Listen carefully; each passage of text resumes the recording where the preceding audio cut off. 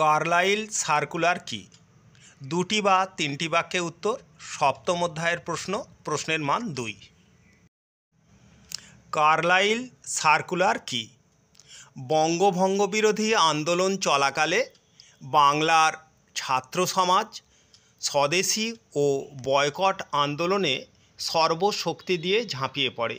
তাই ছাত্র সমাজকে এই আন্দোলন থেকে দূরে সরিয়ে রাখার জন্য সরকারের মুখ্য সচিব কার্লাইল 1905 খ্রিস্টাব্দের 10ই অক্টোবর যে সার্কুলার জারি করেন তা কার্লাইল সার্কুলার নামে খ্যাত।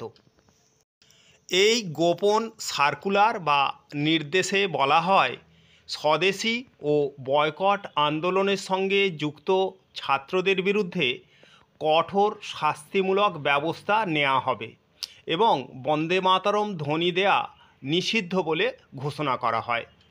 এই সার্কুলারের সূত্র ধরেই শিক্ষা অধিকর্তা পেডলার কলকাতার কলেজগুলির অধ্যক্ষদের পিকেটিংয়ে অংশগ্রহণকারী ছাত্রদের কলেজ থেকে বহিষ্কারের আদেশ দেন।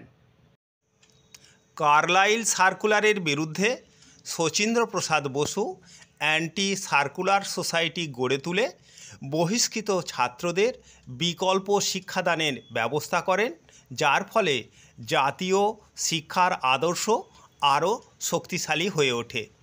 এই ধরনের নতুন নতুন ভিডিও সবার প্রথমে পেতে চ্যানেলটি এখনই সাবস্ক্রাইব করো।